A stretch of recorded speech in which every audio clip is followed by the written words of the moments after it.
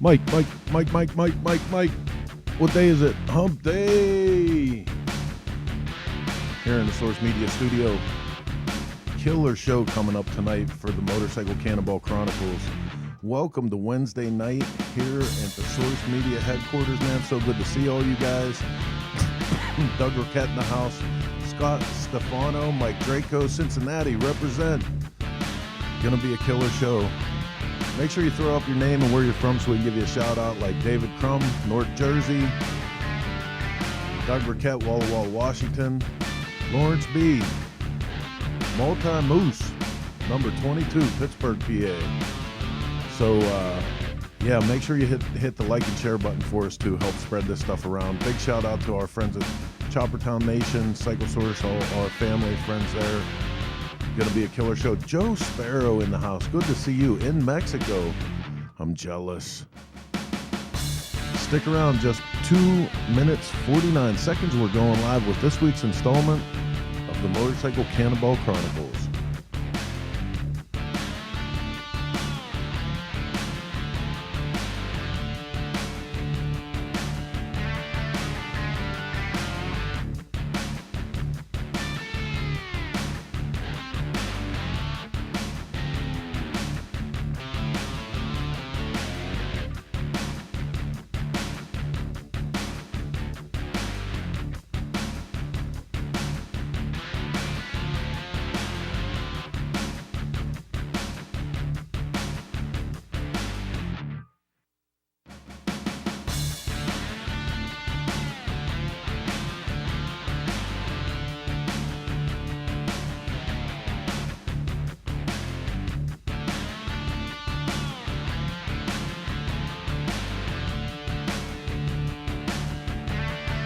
Kelly Wideman, first time you're checking in, not in the hot tub, basketball gym.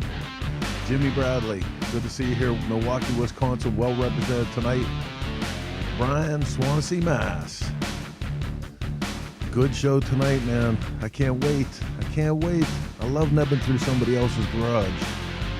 Cannonball Chronicles going live, minute and a half.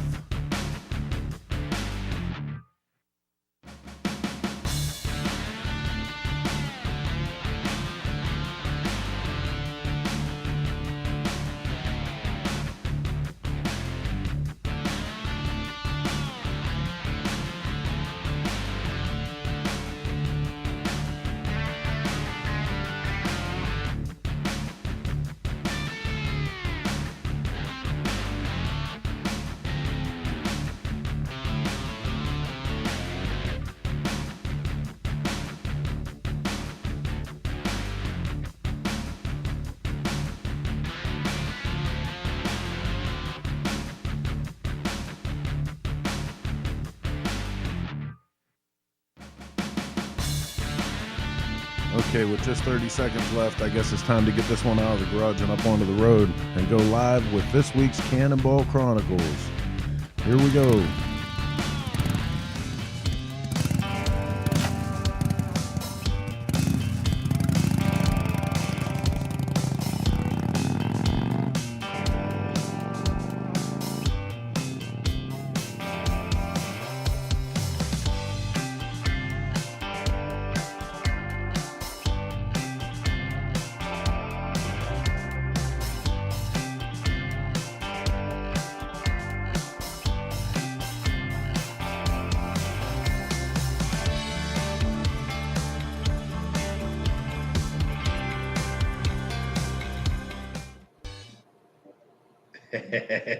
Hey there, guys. What's happening?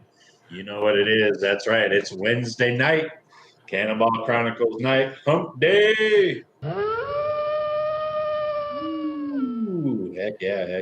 I can't believe it's already been another week since our last episode that we had last week. What a great show that was. Tonight's going to be another great show. Yeah, I can't wait to get into it. Let's bring in Robbie. What's happening, buddy? Hey, how you doing, Jason? What's going on? I'm doing good. I just saw my wife just said to say hello. So, hi, Beth. How are you? Hi, honey. Yeah, there's lots of people already gaining up here online, checking in, telling us where they're from. That's great to see. everybody, while you're out there typing hi, make sure you mash that share button. Mash it, baby, mash it. Put it out there to the rest of the world. Let them know that we're out here. We're going to bring you some chronicling tonight. You got. I heard that you're getting indoor plumbing out there. Is that true, or just the electricity? Just electricity. No indoor plumbing. Nah, that's what bushes are for. Hey, Out here. Cactuses. Have you been shipping stuff lately? You been shipping anything? We have, yeah, it's insane. You notice that like the postal service is like moving really slow on stuff. It's like I got guys like telling me, I shipped something out like in December and I go and do the tracking. And well, here's the case in point. This came in today. This Chris Count. My Christmas card just showed up. What's up with that? Oh yeah, man. What is that all about? You're lucky you didn't get those before Christmas. Beth would have been mad. Talk about mashing stuff. It's been a few years since I've had one of them photo shoots. It came up with my post-COVID curves, as I like to call them. Get rid of this COVID curves. I'll get back in front of the camera. Give you guys some sexiness. Sexy Simsy. The whole world is waiting. Came up last night on the Coast to Coast with Chris Simmons and Michael Lichter. And I said, "Where's Sexy Simsy?" And everybody's like, "What's up with Sexy Simsy? What is that all about?"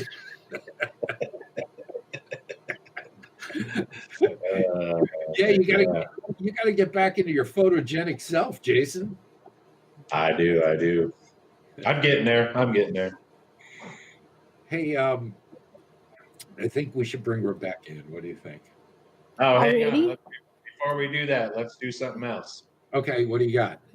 Because I've been bringing it up and we haven't done it yet. Okay. I want to get the people out there involved and see how knowledgeable some of these people are. And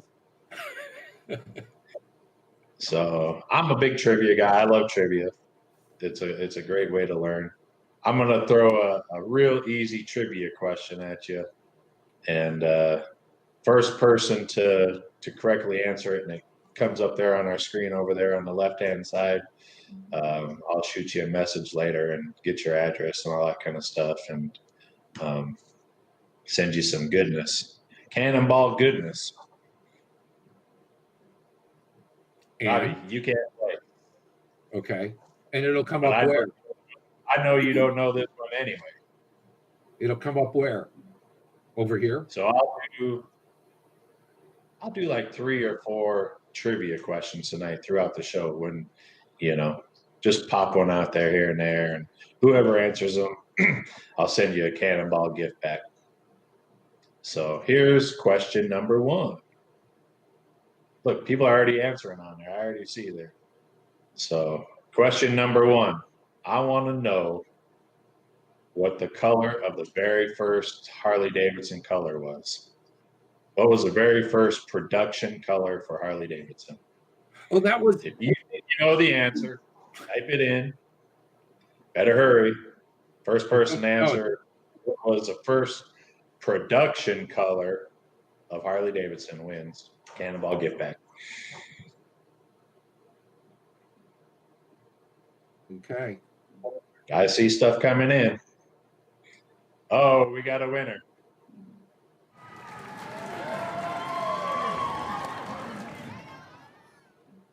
And who is the winner? Dave Engel was the very first person to answer. Black. Black was the first production color for Harley Davidson. Most people think it was gray. Well, there you go. Hey, I'll contact you later. You win, buddy. There's our Chris trivia question. So, all right. Now what? How cool is that? What are we going to do? Let's bring in Rebecca, and then we'll do another trivia. All right. So what's the picture worth? 1,000 words. You get that right.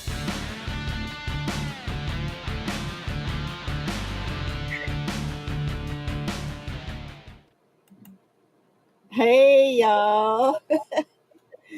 I wasn't expecting to be on quite this soon.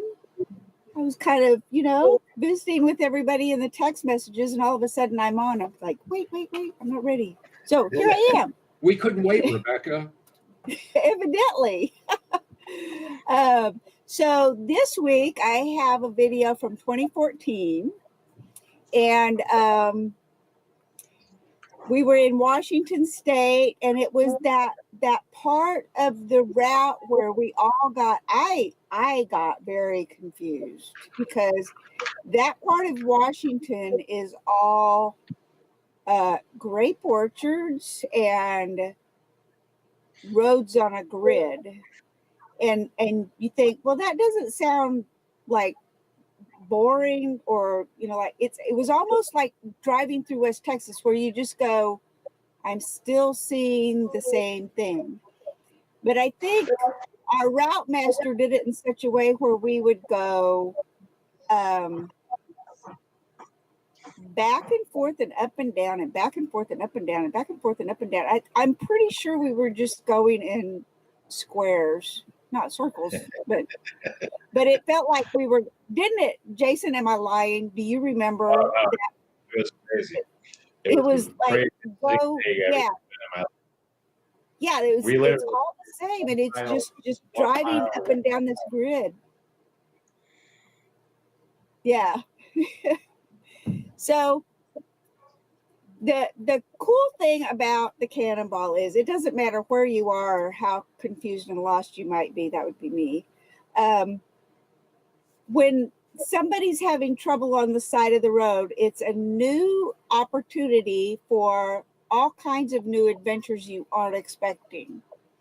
So that's kind of where this video takes off. We can just go roll the video, or I can tell you more about it. Either way, I'm good with either one of these.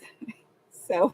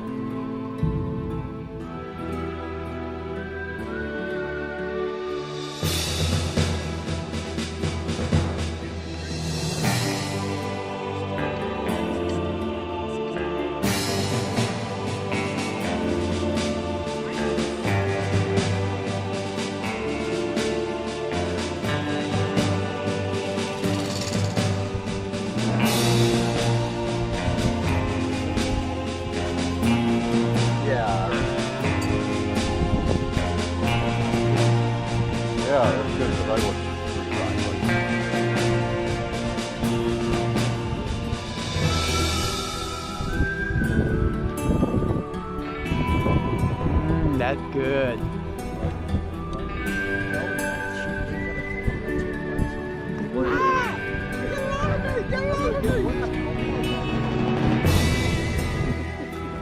Thank you so much. I don't think, He's overly honest, I think. we really don't make good thieves, Marcus. Yeah. When we keep announcing to every person who walks up that we're stealing grapes. Misery loves company. Are we having fun? Yo, yeah, man, this is a blast. Of Misery. course it is. You're in the air conditioning. Hey, what'd you think? It was going to rain in England or what? Roger's on the Enduro behind us, trying to keep up. We're gonna fix it, and we're going in tomorrow. That's just how it works. You just keep going. That's true. That is how it works. Hey, my bike's 84 years old. We'll see how I look when I'm 84. He ain't looking good now, so I can't imagine. See you guys. Bye, hey, y'all. assholes live forever, so I'll be around. Okay.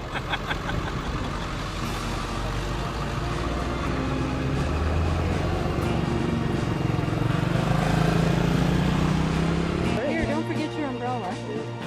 Yeah.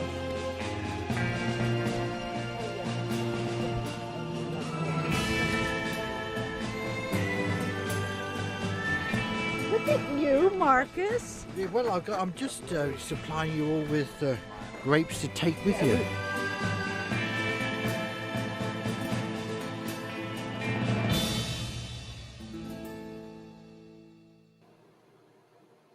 Man, that was fun. That was a lot of fun. That's a great place to break down. Oh, it was. It was great. It was great. As you could see, Marcus wandered off into the field and took grapes. And that was before the owners of the place showed up.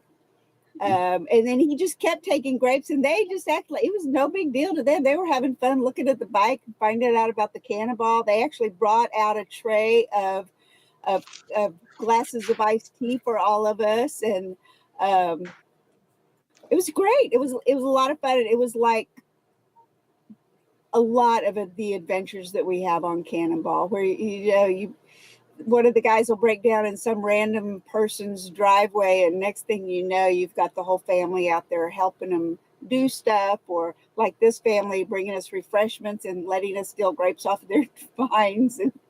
And we never know. We never know when the next adventure is going to happen. Right. No, exactly.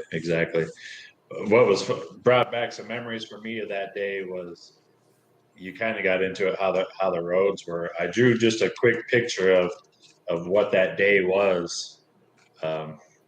Basically, those are 1 mile increments of what that day was. That's exactly how that route was that day. Was you go 1 mile, take a right, 1 mile, take a right, 1 mile, take a right.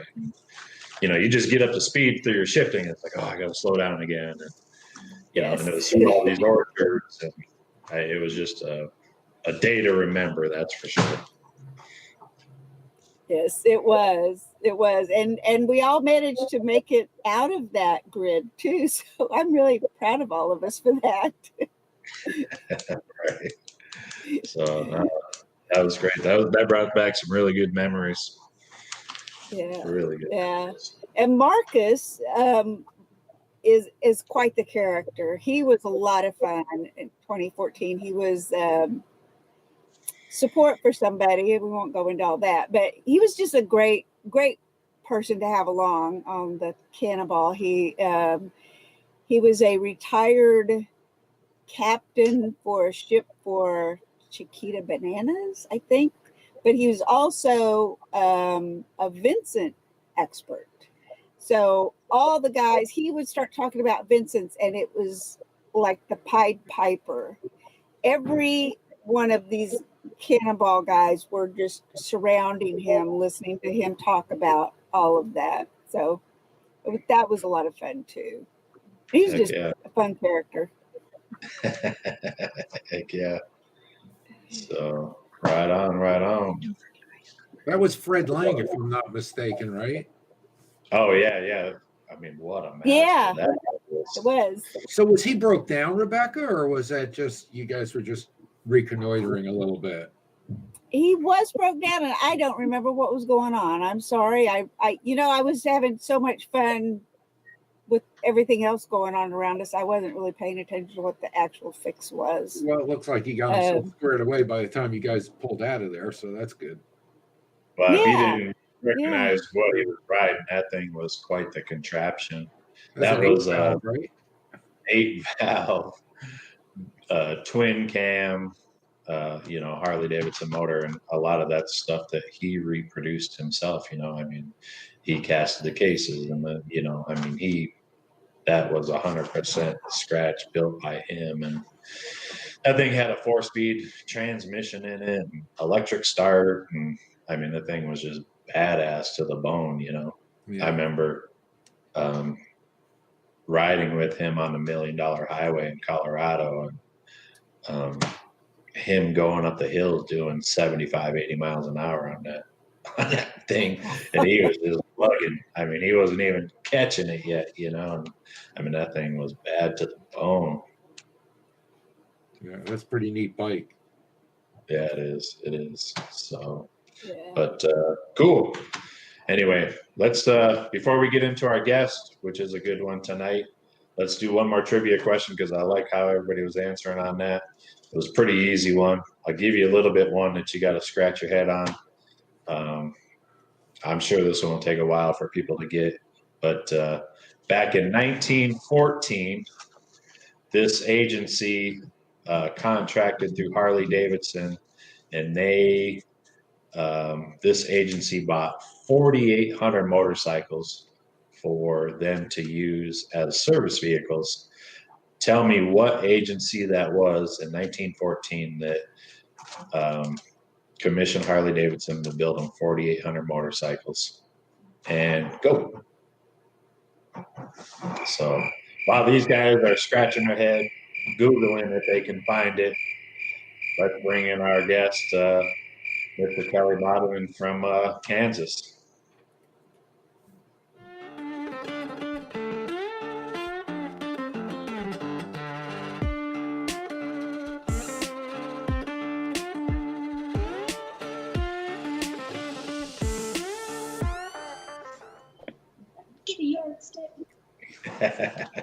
Hey, Kelly, what's happening? Hi, guys. Hey, Kelly, how are you? Rob, how are you this evening? Oh, I'm doing fine. I'm better now that we got you on the show. All righty. I don't have to look at Jason as much. You must be pretty damn desperate. Well, you know, in these times, you know, it's just good to have a guest, whether it's virtual or in person, right? So, yeah. What have you been up to? You know what? Just playing with the old motorcycles and trying to get a little bit of riding in. You've been doing some pretty interesting stuff. Kelly, for those of you who don't know, Kelly owns Twisted Oz Museum in Kansas. And if you've never been there, you should, and you're going through Kansas, definitely stop in and see it. But Kelly's also had some pretty interesting videos he's been doing, and maybe he can tell us a little bit of his history and what these videos are all about that he's been doing on Facebook. Yeah. Let's talk a little bit about Twisted Oz first, and you know, kind of what they're doing there. Okay, you lost me there, Jason. I'm sorry. One more time. I was saying, let's just get into it by talking about Twisted Oz a little bit, about where it's at, what you guys do. Twisted Oz Motorcycle Museum. You know, I heard a friend of mine, and I'll still consider him a friend from back east last weekend, saying that, you know, museums are where things go to die. Well, Twisted Oz is not that way. We do ride 90% of the motorcycles that come in. So,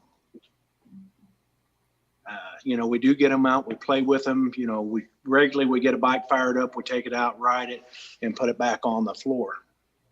Right. And where are you guys located at? Augusta, Kansas. We're only about 12 miles straight east of Wichita, Kansas. Mm-hmm. And a little bit about the museum. What do you predominantly got there? Is it predominantly American motorcycles, a little bit of both?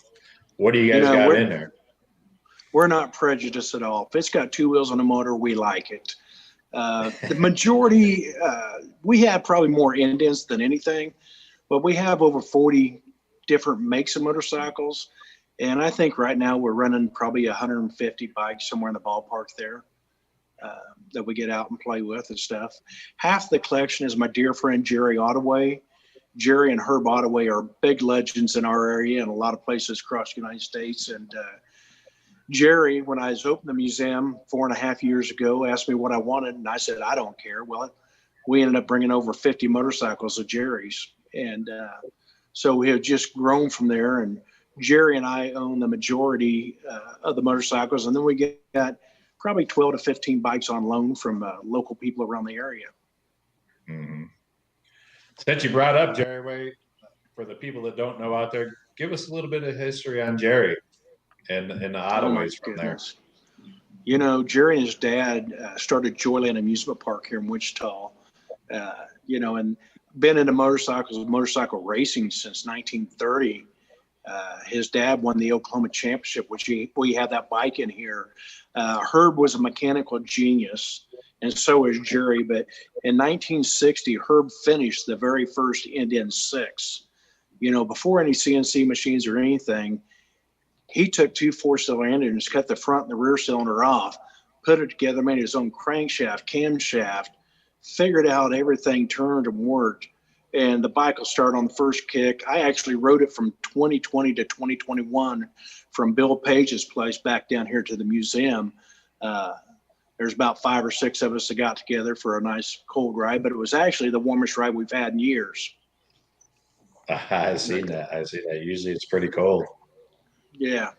This was a warm year, but I just can't say enough about my older friends in the community here, in the motorcycle community. And, as I tell everybody, without my family and friends, man, I'm lost. I'm not the guy that can do it all. I'm not a great mechanic. I try to figure things out, and I know the right phone calls to make, and people come down and help me out. That's what it's about right there. The good old phone calls. Yep. So keeps us all connected. Let's learn a little bit about Kelly. Where did you get your inspiration to get into antique motorcycles? I was born into it. I was the bottom of 7, and got my first mini bike. Me and my brother Tracy's 2 years older than me, when I was 5 and he was 7, and we would tear up the alleyways of Garnett, Kansas. And the one memorable part about that scat cap was that had like a big hose clamp holding the seat on. One day it slid forward and got a hold of the spark plug wire, and I couldn't get off that mini bike fast enough. So, I don't think I have went a year without some sort of a motorcycle. Doug and I went to Nepal, and a lot of people was talking about how long they've ridden, and I never thought about it. So I came up with my line, and now I tell people I didn't ride for 5 years, and then I turned 5. That's great. So, but my dad raced some bikes with a friend of his down in Frank Arnell's that had a Harley Davidson shop, and I just grew up with motorcycles in the family, So I grew up in a Harley family, and so now I ride a little bit of everything. If I'm gonna go be around my brothers, I try to take an oddball bike just to rub it in a little bit. But even my sisters ride. So. Oh, nice. Did you do any dirt bike riding when you were younger? Yeah, it was whatever we could scab together, and we always took a rope with us because by the end of the day, somebody wasn't running.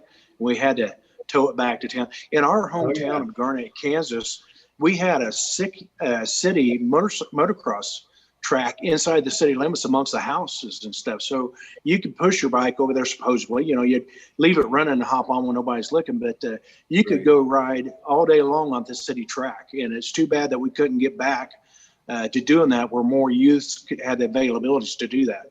Right. We should make a push to do that somehow. I don't know, with all the litigation and everything, but it's a shame the kids are missing out on what we had when we were younger, these open spaces where we could just go riding. Yeah. Or on other people's properties. Oh, yeah. That's just it. Just trying to find a place to go now is the tough part. Well, usually the cops couldn't catch me if I was cutting through the houses and stuff. There you go. I was one of those kids. My brother got pulled over by a cop on his dirt bike 3 times in one day. Same cop. Man, in my senior year of high school, I thought my Suzuki was faster than what it was. And they ended up catching me. I finally convinced them to let me ride myself back to jail instead of leaving my new bike out. It was a 550 GSL Suzuki. And the next day, one of my best friends lived out on the highway, and he said, some crazy SOB come flying by here. Yeah, I know that story. So when I joined the service right out of high school, and when I did, I had 18 tickets on my record and lost my license 3 times. I just had a good time, no drugs, no alcohol, just having fun. But being bottom of 7, they knew I was guilty before they even pulled me over. Tough when you get a reputation like that. Yeah, that's what happens when you live in a town of 3,000 people. Right. Hey, you just reminded me of something. Back in my previous life when I was doing TV commercials, I worked with Billy Gray, and Billy Gray was Bud on Father Knows Best, and he was a I think, a champion speedway racer. So while we were between takes on this commercial, I was talking with him, and Billy, I said, what's all this stuff about you smoking pot as a kid and, always the whole drug thing? And he goes, you ride motorcycles, I ride motorcycles. You know that if you're really high, there's no way you're going to be able to race like I used to race. So you were talking about you didn't do drugs and everything. It reminded me of the Billy Gray story. And he's absolutely right. I mean, there's a time and place for everything, but the guys who were really serious about that kind of stuff didn't do that. Yeah. So anyway, I'm on a natural high. There you go. Ain't nothing wrong with that. What was your first experience, your first Harley that you had? Well, I had the 175 Mariachi in high school, the Italian job, and I rode the piss out of it. It was a great little motorcycle. And Doug Wolfe found me one still in the crate, the same color and everything. So I have it here at the museum. But that was my first Harley. And then I got into the hot rods a little bit, and my brother sort of tricked me. We was already married and had our first daughter, I believe, by that time. And we went to look at some Camaros, and it wasn't Camaros. It was some bikes that got repossessed from a shop. And before I knew it, I had an 81 King of the Highway. And that was the first year your rubber mounted 5-speed engine. And man, we put a lot of miles on that bike. Matter of fact, that is the bike when I first met Joe Sparrow. Before I knew Joe, in St. Charles, Missouri, he helped us out. I blew a plug out of the head. I had a guy do a head job for me, and he stripped it out and didn't say anything. And, not a good part of St. Louis, that plug blew out. And a chopper guy named Mick met up with us and said, if you can make it in my buddy's shop, he can help you. Man, you couldn't ask for a better deal. I mean, Joe took care of me, blew it out. Me and my wife took off and went ahead and headed up to Chicago. And so, we put a lot of miles, me and my wife did in our younger days. And, now she just tells me to go. And, a lot of times I think she's paying my friends to take me with her. So get her out of her hair. How'd you get into antique bikes? What was your first antique bike? 1930 VL, which I still have. I just got turned on by the old bikes. My brothers always had old bikes and stuff. And I bought it, back when you could still buy them reasonable. I think I gave less than $3,000 for it. It took me several years to get pieces together. My brother helped me rebuild the transmission and engine, and some other local folks. At my business, I had a 45 engine leaning up as a doorstop. And the guy came in, he said, what are you going to do with that? I said, it's a good doorstop, and then he started talking to me about my VL, and he said, I'll help you with that VL and stuff. And I said, well, you help me get it running, I'll give you that engine. And I did. And his wife did wiring out of Boeing and stuff. She goes, well, I can wire the bike up for you. So they helped me all the way around. And, you just couldn't ask for better people. And there again, they got the engine. I think he used it in a bike that he was building for her. So that was the first one, and we still have it. So unlike most of the bikes. Yeah. What's that, Jason? Then that was the sickness after that, huh? Definitely. And then, we went down, you guys will probably get this, but we went down to Lawton, Oklahoma, and watched the 10 Cannonball come through. And that was just over the top. And Jim Petty's mechanic was out there working on his bike and stuff. And, he asked me to help him do something, and I forget what it was, but it was pretty cool. And when we left there, my wife said, what'd you think? I said, the only thing's better is if I could do it myself. And it just, from downhill from there. I bugged Lonnie until he let me on. How'd you first hear about it? Down at, excuse me for a second. I heard about it down at Truett and Osborne's. That's only about less than 20 miles from me. And a guy named Drew was helping out down there, mechanic, good friend of mine. And he was talking about stuff. And when I heard about it, it's like, man, that is cool. I definitely got to check it out. So Lawton was one of the closer places for us to catch up. And like I say, we went down there, and I mean, just to hear those bikes pulling in, I mean, it just turned me on. That was just wonderful. And everybody was willing to talk to you. You know, I remember Chris Simmons and the girls out there working on her bike, and just everything about it. It was just a great experience. So when you got there after the 10 and you started inquiring to Lonnie about getting in the Cannonball, did you have a bike already, or did you have to go out and set to try to find one? Well, you know, I was asking around about a bike, and I went to a very good bike party in Sparks, Oklahoma. One of the old school parties where about anything goes. But I left there and I stopped by Seba Station. That's in Oklahoma. And I was asking about a 100-year-old motorcycle if they had anything for sale. And Jerry was running that, Gerald Timms, and Jerry owned that museum and run it. And he said, no. He said, why are you asking? I told him, Jerry. And he said, well, my partner, Gerald, is going to do it. And you got to have a pre-30 motorcycle. So that made life easier. So I found one in Canada and went and bought it. Of course, you know, it was a bike that had a good story, and then that was about it. I mean, it was a story. So ended up going all the way through it. John Newman helped me with that. But I got the bike, and then I called Lonnie Jr. because I thought you should have a bike before you even check in to see if you could do it. And I just didn't get off the phone. I wore him down until he finally gave up and said, okay, damn it, you can be on the Cannonball. So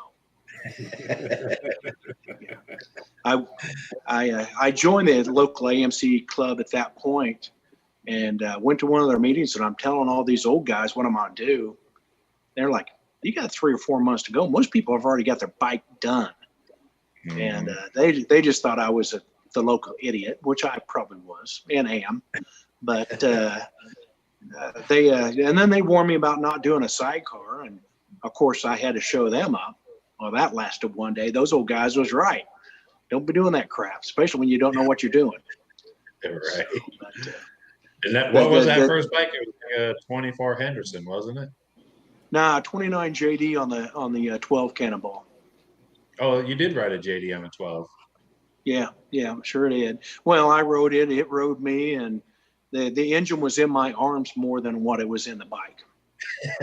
So. I was going to ask you what the experience was on the 12 Cannonball, being fresh and kind of fresh to the antique world and that kind of man. I was the most unprepared person on that trip.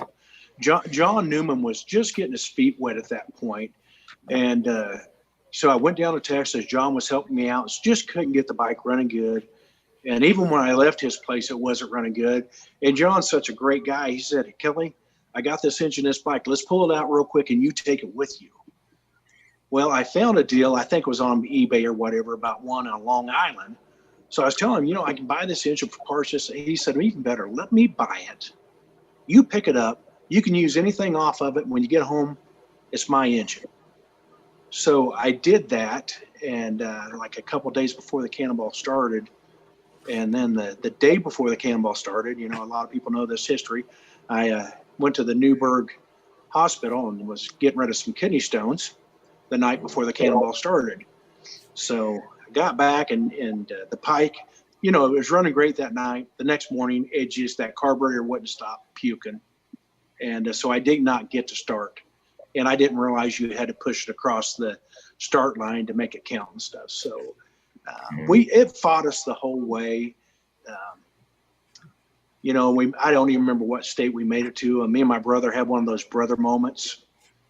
And he ended up flying home. And my wife called me and said, what are you doing? I said, I don't know. She goes, well, who's driving your truck? I said, I don't know. I gave him the keys to the truck and a credit card. And she said, I said, he's from Canada or something. I don't know. And it was Perry from Canada. Perry Reuter. Yeah. So anyway, so I sort of hooked up with him and Doug Fonside. And Doug took me under his wing. And believe it or not, RJ did too. RJ stayed with me and tried to keep me running as much as possible. My friend Roger Young flew into JMP Cycle when we stopped there. And he drove the rest of the way trip for me. So he had to babysit Doug, RJ, and Perry sometimes, I think. And he said sometimes it was like a kindergarten room in there with all the fighting going on. You can imagine that. No video. Great. You have no video of this, huh? No, not of 12 the 12 Cannonball. No. One of the memorable minutes was I was out in the desert and my generator went out, and Joe Sparrow come up behind me on a skull wing with his foot and pushed me. I don't know how many miles, a lot of miles out there. You can see forever. And we seen a trailer up there, and they pushed me up, and it was Mike Carson and some of his English friends shooting pistols, drinking beer, and listening to Willie Nelson. Wow, great guys. And Mike said, "What's going on?" I told him. He said, "Well, we'll fire up my generator, charge up your battery. Do you want a cold beer?" And I said, "Great." So we did that and got my battery charged up. Of course, a couple of beers went down, and I don't drink a lot. So I made it in that night, and John Clausen said, "Kelly, we got a couple of problems." He said, "We're going to take points away from you and the team that helped you." And it's like, I'm in 55th place. You can have all my points. I don't care. I said, "But don't mess with the other team." And then he said, "Well, the biggest problem was you was drinking and driving. And I'm not very fast-witted type guy, quick-witted." But I said, "No, sir, I was drinking and broke.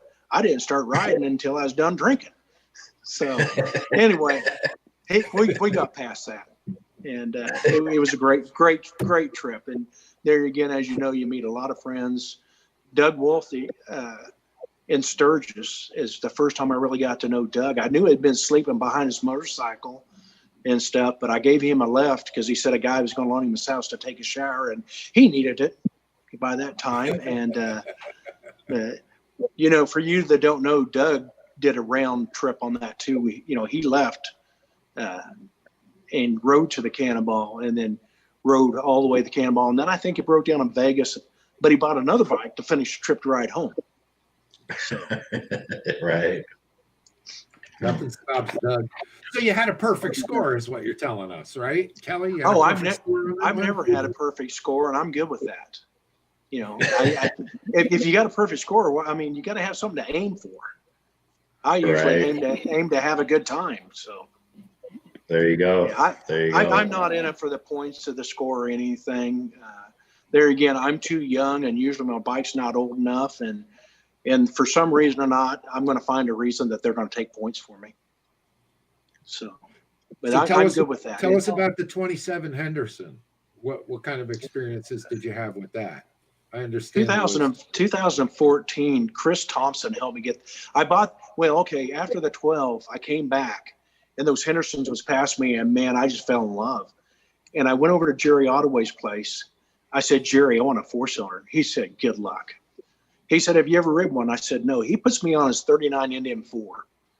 So, left-hand throttle, right-hand shift. He goes, "Can you ride?" It's like, "Yeah." So I take it down the road and come back, and I said, "How much?" He said, "It's not for sale." And I didn't give up. There again, I was with him about 2 hours. And finally he said, "Okay, I got a 27 Henderson that started knocking 15 years ago with a sidecar, and I parked it. Can I look at it? Call me in 2 weeks." So 2 weeks later, me and my wife went and looked at it. I said, "How much?" "Call me in 2 weeks." He wanted to make sure that hook was set real good on this fishing job. And so anyway, I ended up buying it. Yeah. So in between Jerry, Bill Gordon, and some local guys, and Chris Thompson, we got it rebuilt, running great. I had a perfect score on that Henderson until I got to Colorado, and then the bike got altitude sickness, and that was the decline of it. And my wife is like, "Are you sure you can't?" I said, "Honey, man, this is too nice of a bike, too good of a bike to tear up. I don't need it that bad." And so we rebuilt it out of used parts out of Rick Salisbury's place. Got a few more miles on it. And then I'm drawing a blank here. The guy on the BMW with the sidecar that would haul bikes, he picked me up somewhere out there and gave me a lift in. Yeah. And but anyway, that was 14. I had a little incident, I think it was down in Georgia on it when Chris Thompson was riding with me, and you guys know that story. I never been knocked out in my life, and Chris and some of the people said I was out for about 30 minutes. When I came to the highway patrol, the fire department was there. and let's see, the Highway 12 Fire Department and the ambulance was there, and they was talking about a helicopter, and I'm thinking, no way, I'm not going on no damn helicopter. And they checked me out, and I had 4 broken ribs to come find out, but I got back on my bike and did another 150 miles that day to finish a perfect score. So I didn't want anybody thinking us Kansas boys was a bunch of sissies. Now was that you? I seem to recall a photo of a bike off the side of the road in the woods, upside down. Was that you, or was that somebody else? Do we have a picture of that? That was the bike, yeah. Yeah. That was you. Yeah. I think Felicia and Joe came up on it about the time I was coming around, and she asked what I was doing. I just told her I was taking a little nap down there, But believe it or not, I still got in early that night. And a lot of people said, we heard you had an accident, but then you passed me. I was so mad at myself. And then I was feeling like crap. I was hurting. And that night, John made us all start up our bikes because we got there early and right around the freaking dealership to check in. It's like, are you flipping kidding me? But that's what we did. So. Huh. That's crazy. That's insane. Well, that's not the bike from that year, but that's the 18 bike. Now, what the hell is going on here? Well, that's the 2018 Cannonball. Jason, I think it was the second day, and my bike got tired and just wanted to nap. So I pulled up. We was in the middle of nowhere, and the young kid from California. I'm drawing a blank there. Jason, help me with that. I don't remember exactly where we're at. It was somewhere out in the middle of nowhere. Yeah. Who's the young kid from California? Hold on, Rebecca. I think go ahead. The video I had that we played with Terry, where Terry was struggling to get on his bike and you guys were laughing. Oh, that was right after your fire. Yeah. Yep. So and we were still kind of sort of in the Northeast. I don't remember exactly. So yeah, there it all becomes a blur. But without Jason and Terry Richardson and Pat, I mean that bike would have been toast. I hate that I'm forgetting him from California. Good kid that he proposed to his wife. Aaron. Aaron Loveless. Aaron, there you go. Thank you. Yeah, he said you're leaking fuel. It's like, okay, so I was going to get off my bike, and about that time they say the flames just wrapped around me, and so I had to drop my bike, and I was trying to get my fire extinguisher. By that time, Jason already had Terry's, and we got it put out. And about 20 minutes later, we was back on the road. So thank goodness for good friends. Cleaned up and rewired and replumbed and. Took it down to a neighbor's house, and he blew out the carburetor. It just happened to happen in a kind of a really perfect spot. We went and forged some parts in the garage right there on the corner, I think, and got everything we needed right there. Now, we wouldn't have been late that night if Terry wouldn't have went to the McDonald's and took a big old dump. It was 4 minutes late, and I'm blaming that on There Terry. we go. There's some of that Kansas stuff that we've been looking for all night. Do you have anything for Bill Page while we're at it or not?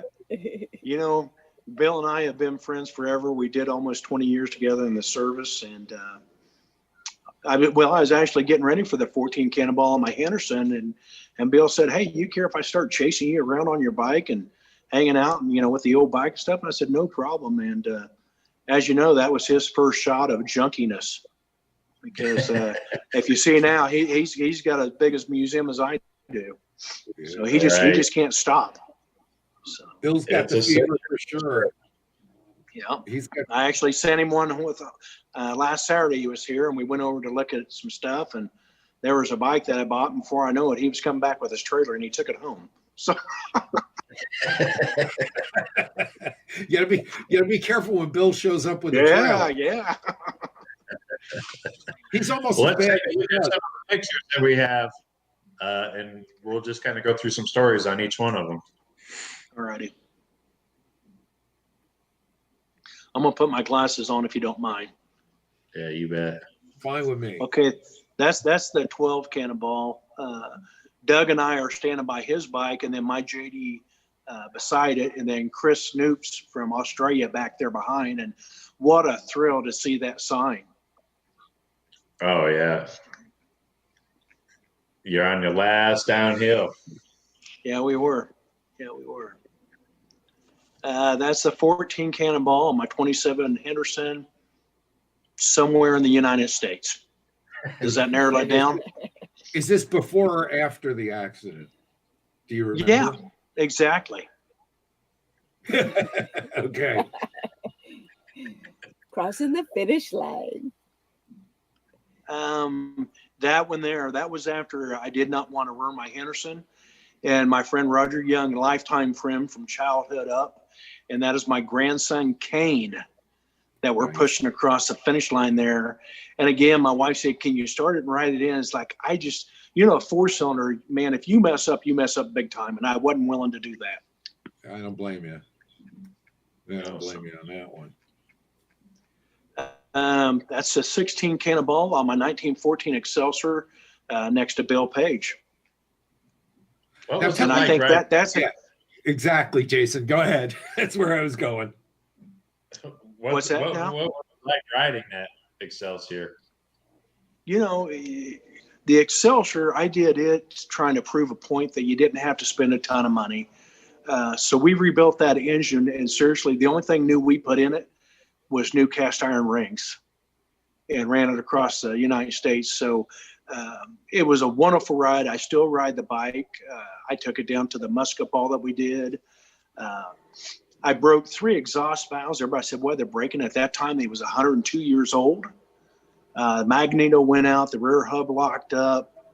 The exhaust blew up on me. Had a flat at the Grand Canyon. Besides that, it was a perfect trip. Right. Another perfect score? Yeah, in my head.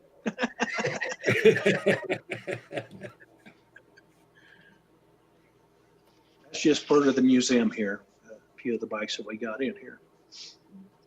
Well, this is a nice segue. You said you wanted to pick up the camera and maybe show us around. You want to take an opportunity to do that now? Yeah, I can do that. Let me see if I can. Don't mess it up on you guys here, Kellen. We're going to try to turn this camera around. Okay, my daughter's helping me out here, so there we go. All right. There we go. Did that work for you guys? Well, give me a second here, Bear with me. Okay. Here is the 16 Cannonball bike, my 1914 Excelsior. And we do start it almost every weekend. It's one of the bikes that we can fire up with the visitors in here. Of course, I like my bean oil, so that gives it a nice aroma. We get some people to come in and just suck up a big whiff of the aroma in here. I'm going to turn around here because this is one of our focal points. Is the very first Indian 6, the Super 6 that Herb Ottaway built in 1960. I remember that. So there's just so much. I mean, we got a GRM, which is one of the first trials bikes here that was built in Wichita, Kansas, the first one. We got our British section with the Nimbus, the Sunbeam, the BSA, the Triumph, the Panther. We're running up through here is our teens. So we got quite a variety, Merkles, Ready Standards, Yales. Kelly, go back. The Indian, the torpedo tank Indian, the red one. Right here, the 14. 14, beautiful. 2,300 original miles on that bike, and it still has the original tools still in the wrapper, on the cloth wrapper inside the toolbox there. Yeah, very nice bike. Got a 16X beside it. Going up here, we got a 14 Harley. We got a 13 belt drive Excelsior, and that's what we put. We got two lifts back here, so that's what we had on the lift when I was doing my Excelsior to refer back to as we was putting it together. The Merkel single, which you don't see a lot of single Merkels. And keep in mind, all these bikes, we fire them up, take them out, ride them, put them back on the floor. The Yale, what a beautiful engine on the Yale. Oh, gorgeous. 11 Excelsior. That's a 13, the 09 Indian there. And I've been told that there's a lot of experimental stuff that anyone was doing at that point, because there's stuff that should be there and stuff that shouldn't, but it's all original paint. Beside it, you got another Yale there, the single belt. And then we got the 08 Reading Standard. Jerry and his family actually took that up Pikes Peak. Wow, that's very you cool. got the 07 Indian, and then the 5 Indian is the oldest bike that we have. It's a 1905. Coming back this way, you got the 29 Super X. Oh, very cool bike. So that's one of 15. Gene Ryan actually rode this bike to championship in 1930, and we have a letter that he wrote and signed that this was his motorcycle. So, he was one of the 2 factory racers. Is that an 8 valve? Yes. Very cool bike. No, that is not an 8 valve. Oh, okay. It's just an overhead valve. Yes, that's correct. The AJS 1928, that Cleveland single was Jerry's first motorcycle that I believe he bought. The Sunbeam running a Jap engine. I actually traded Bill Page out of that. He bought it, and then, it was just not fitting into his collection, and one of those bikes you hate to ride all the time. So we did some trading. Now, for those who are not familiar with Jap, what does Jap stand for? J.A. Prestwich, an English bike. And, in the 1920s and early 30s, it was the fastest production motorcycle. Well, the Brough Superior was, but Brough never built their own engine. They always used a Jap or a matchless. So the Jap engine is just, a wonderful engine. Wonderful engine. And I believe, didn't Paul run a Jap engine on that Brough that he rode across the United States? Yeah. Yeah. Here's an 18 single, and I thought that if I do the next Cannonball, that's a contender. I've never done a single running a 3-speed, and that's a local bike here. That's the guy came back from World War II, and his brother had the bike still that he loaned to him. He got it back. He dated his wife on it. And Max now is, he's mid-90s. Wonderful gentleman. That's a pretty rare bike. They didn't. Most singles that were produced after 1917 were all export models. So to see a 17, 18, 19 single in the States is pretty uncommon. Yeah, there's the opposed. I tell you guys, I'm going to hit the other Cannonball bikes, and then I'm going to plug back in because my battery is getting sucked down pretty quick.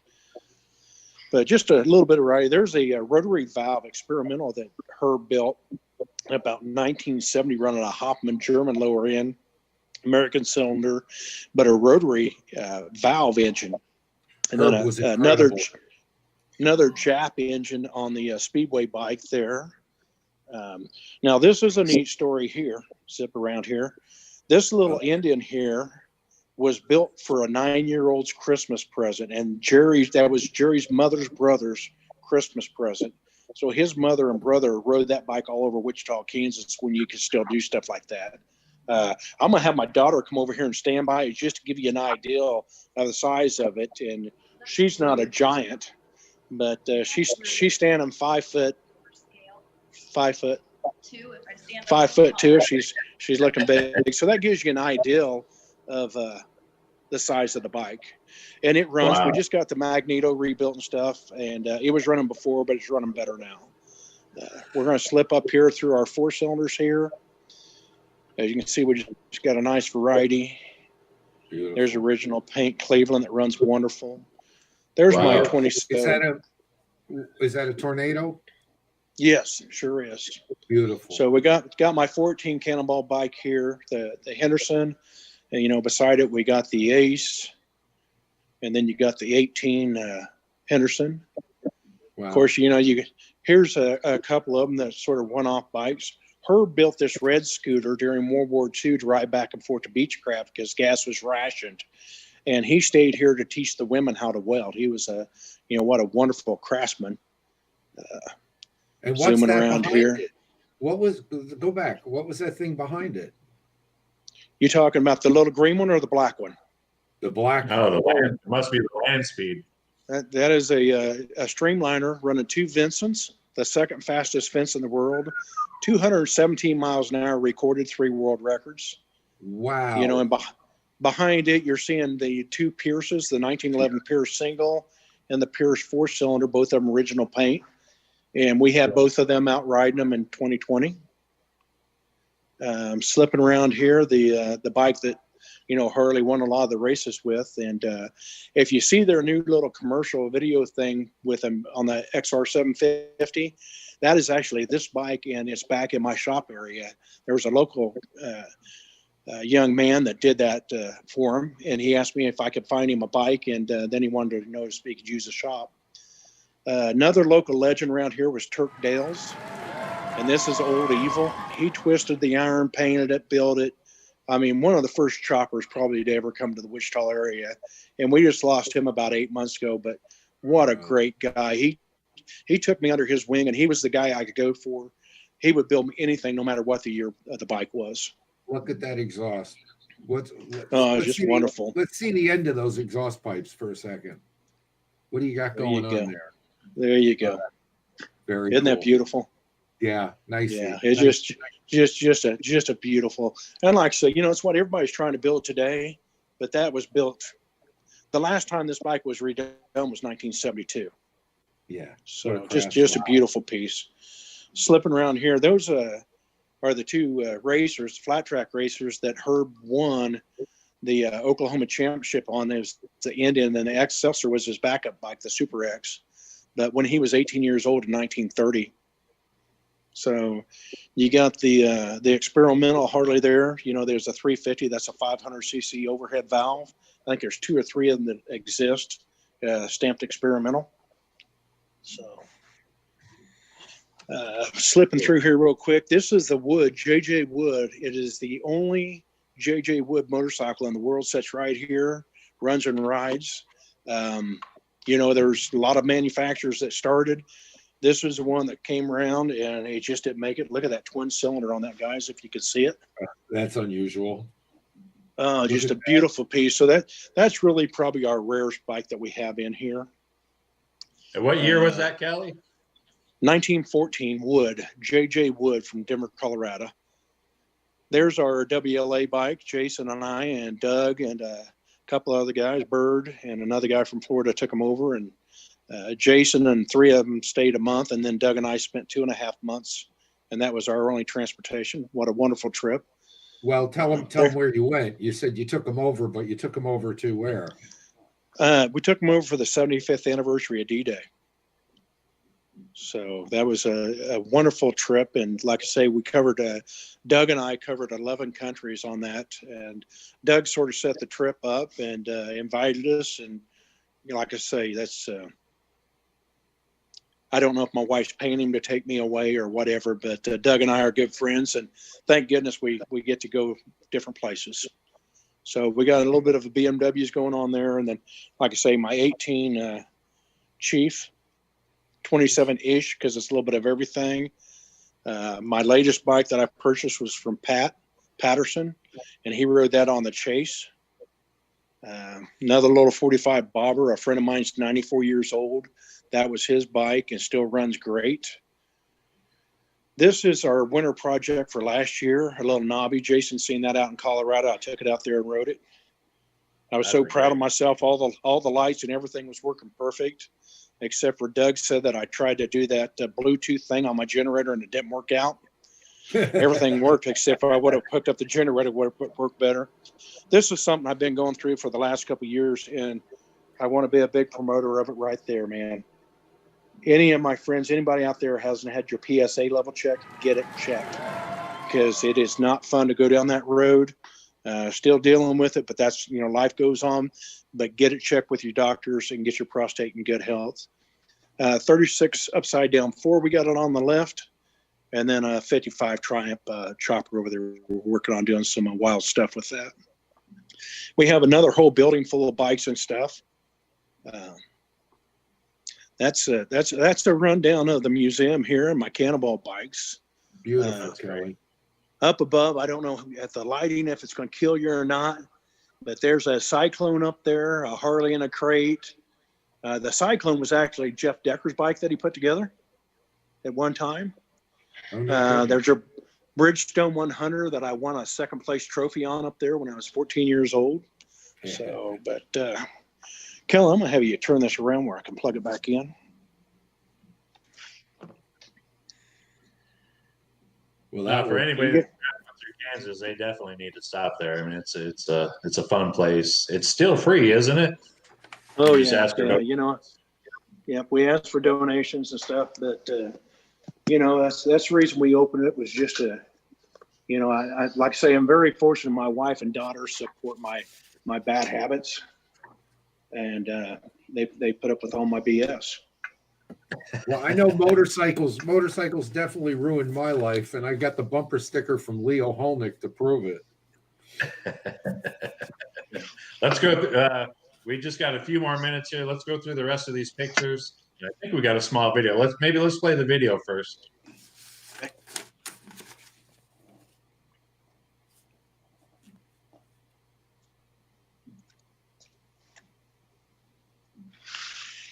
We're here today with Kelly Modlin, proving that the Cannonball is a family affair. And who are the children you have with you, Kelly? Me, my grandson, and Florida, my granddaughter. Your grandson and granddaughter. And you have your whole family here, correct? You have your wife. They're all hiding from the camera. Everyone. So that's great. That's great. Well, let's talk a little bit about your bike, if you don't mind. No problem.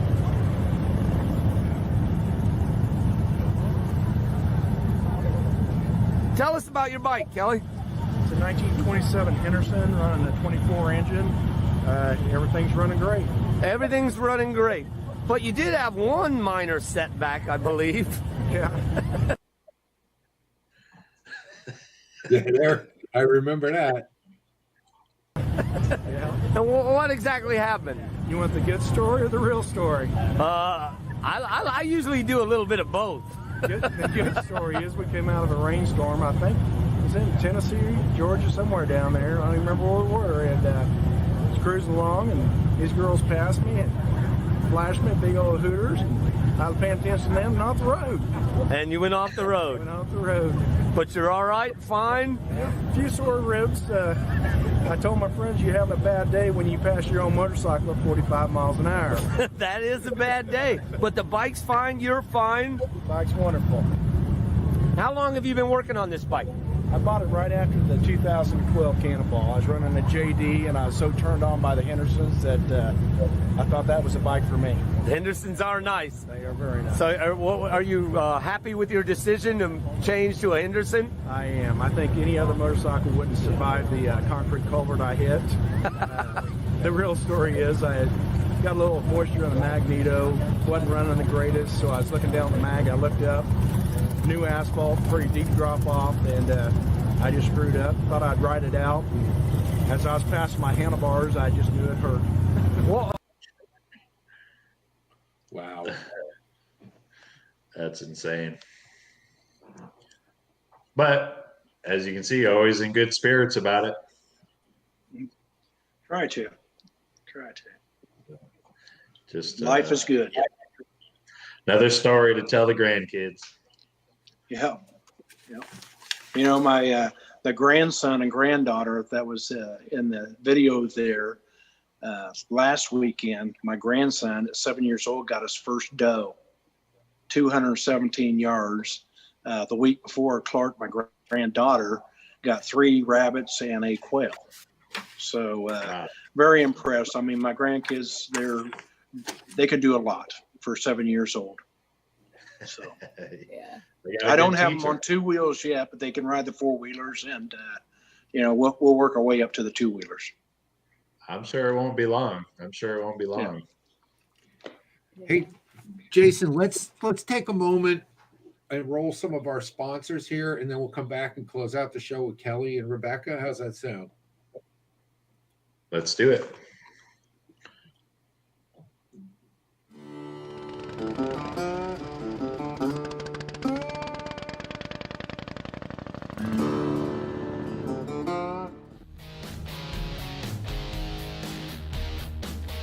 Hi, I'm Tom. I'm with Banks Brothers Motorcycles. One of the things I want to show you today is our new improved engine puller. The changes to this machine has been in the arms and in the hands. We put hind joints in the hand to allow rotation of the engine, which makes it easier to get it in and out of the frame. With the angle change, we have equal clamping pressure on them. And over here we have what's called the Posi Lock, which allows this to be locked in place and the engine can't swing from side to side. And we're going to show you just how easy it is to pull the motor out of the bike right now. George is actually going to come in, make contact with the cylinders, tighten it down, and pull it out of there. You lift it up, rotate it, and bring the assembly out of the frame. You see the motor starting to move, and it centers itself. This allows no side play once the motor's in place, and it keeps it safe. It can't fall out. Visit BanksBrothersMotorcycles.com to order your Banks lift.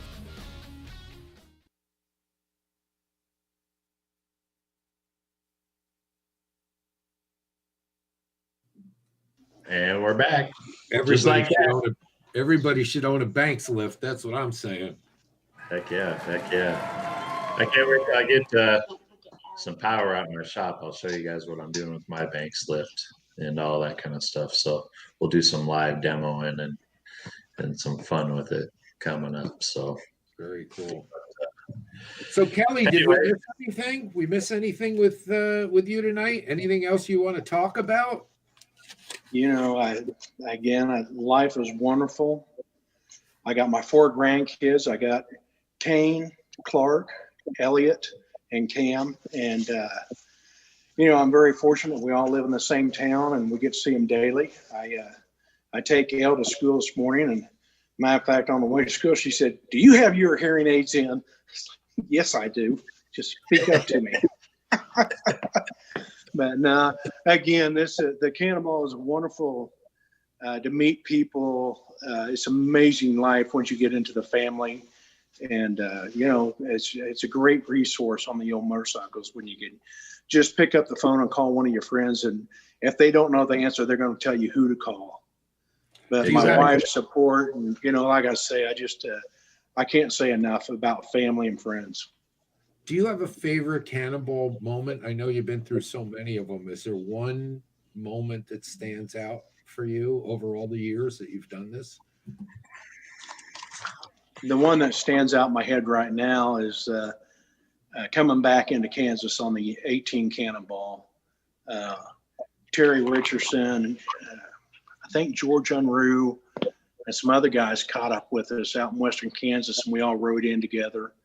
And my wife had a surprise little reception here, and it was the big hugs that I got from my grandkids and my wife, you know, my daughters. So that's, you know, it's always, I love to travel, but man, your town gets old and stuff, but when you're coming back after a while, it looks pretty damn good.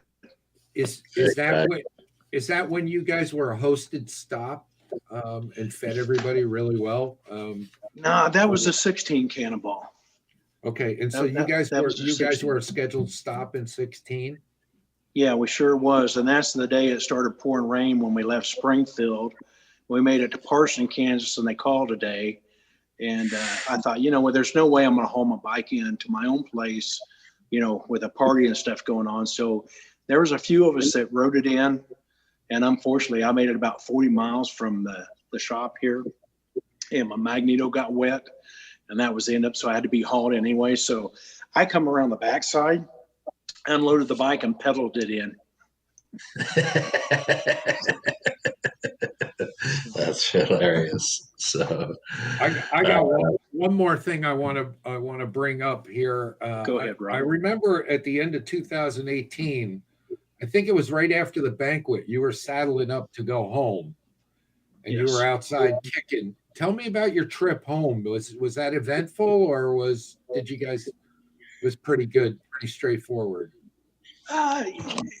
It was it was eventful. You know, Dave and Gary and myself rode home, and you know, we ended up stopping at a place that we stopped on the 12 Cannonball, I believe it was, a little town. And this guy at 9 o'clock at night opened up his little museum of the Navy nuclear systems and stuff, and showed us. And you know, just events like that, you know, get to hang out with some cool people. And thank goodness Gary is long, because you know, my old pump was giving me problems and over oil on the bike. And but you know, besides just tying things on with wire and keeping it going like a Cannonball guy would, it was a good trip coming home. You know, that bike coming into Sturgis that day. Of course, all your family and friends are there to see you, and that's the day it sort of decides to self-destruct. But Todd and Pooch from Jerry Greer's stayed up 22 hours with me and helped me get my bike rebuilt. And, that was over the top. Steve Rinker helped me on the 18 Cannonball bike, which, if I wouldn't have rode to the Cannonball, I could have did it on my miles with no problem. But I was out enjoying life and just made a trip by myself. And, so you did what I rode wanted from to do. Kansas to Maine, right? Yes. Kansas to Portland, Maine to Portland, Oregon, and then back to Kansas. Yes, but I did miss some miles there. After your bike self-destructs or you have problems with it, you get gun shy. You start to doubt it. And so I did miss some other miles out there on the western part. But overall, it was a wonderful trip. Oh, that's great. Kelly's my hero for that. Thank you, Rebecca. It's always nice to have you guys around taking pictures and keeping us smiling. Oh, well, you handle the stress of the camera added to the stress of whatever you're dealing with very well. I have to say, you're always cheerful about it. Most of the guys are, but sometimes I do manage to catch you guys at a really high stress moment. But you've never been rude to me. Well, thank you. You just have never caught it on film, but not to you. We all have those stressful moments. So, before we get out of here tonight, I want you to give Twisted Oz a little bit more plug. I know just this last week you guys organized the next annual Twisted Oz Vintage Motorcycle Show and Swap Meet. Can you tell people a little bit about that out there and when it is? And yeah, we're coming up on our 5th annual here. In April, we'll be open for 5 years. We have a swap meet, a bike show, and an auction, and that will be April 17th. Is that correct? On a Saturday. And the Friday before, we'll have a ride there on the 16th. And the local guys will put together a 150-mile ride. So if you guys want to bring your bikes and go for a nice ride through the back roads of Kansas, you'll definitely enjoy it. The swap meet, I do a whopping $10 spot fee. We keep it real reasonable. There you go. We're growing, and it's right after Fandango. So plan your trip when you're going to Texas to the Fandango. On your way back up or back east or west, come through Kansas, hang out here. You'll see once you get off the interstates in Kansas is a wonderful place, but a lot of people don't take the time to slow down and get off the interstate. Riding the back roads like we do on the Cannonball, there's so much to see no matter what state you go to. Absolutely. There's such great hospitality in that town. And with the museum, there's a lot to see. It's definitely worth the trip. There's a hotel right next door. It's everything right there is really, really convenient.